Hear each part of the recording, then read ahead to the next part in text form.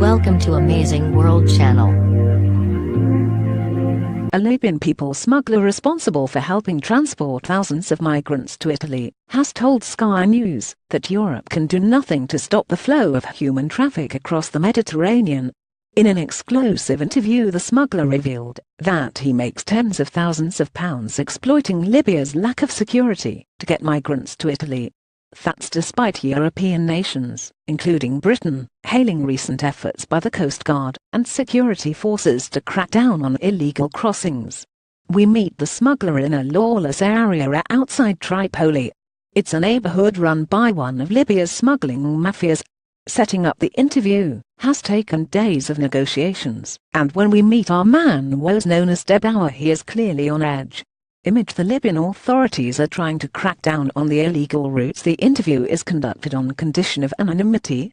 Debauer tells me he helped more than 3,000 Africans reach Italy last month, making around £40,000. The sums of money changing hands are huge, he tells me.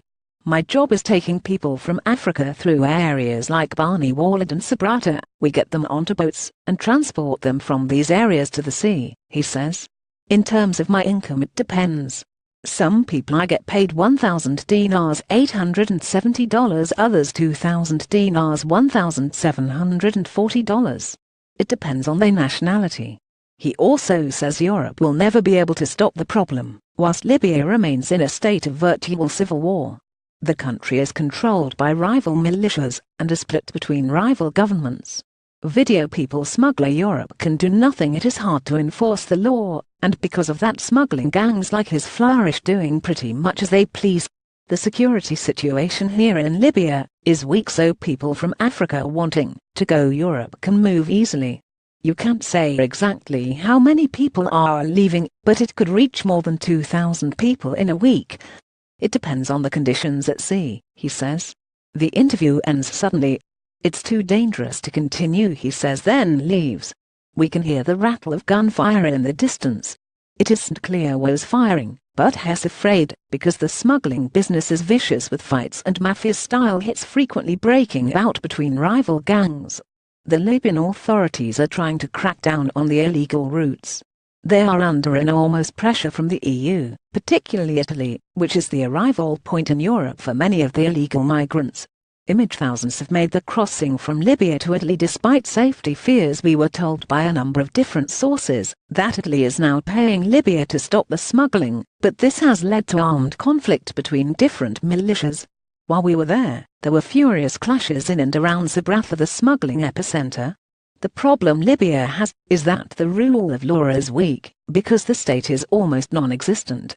Libya may have got rid of Colonel Gaddafi, but the revolution which promised so much has failed to deliver stability or security.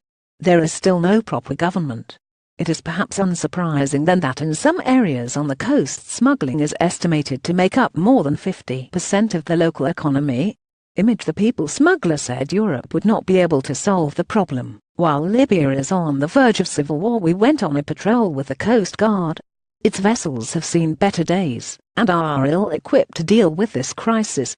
Colonel Abdullah Abdul-Bari said crossings have slowed because the smugglers are at war. He also said by placing themselves 12 miles off the coast, European NGOs are making the problem worse. This is encouraging people to cross the sea a lot, he says. The trip to Lampedusa used to take 35 hours, now it takes just 4 hours to reach the charities, who are operating like a taxi service. Our voyage ended when rough seas in the middle of the night forced us to turn back to port. It shows just how difficult it is to police the coastline. But despite the dangers, more people are trying to cross to Italy every day. Libya and Europe's migrant crisis will continue. But whatever the dangers and consequences, the smugglers say the tide of human traffic will keep on coming. There will always be demand for their services, whilst poverty and conflict afflict so many African countries.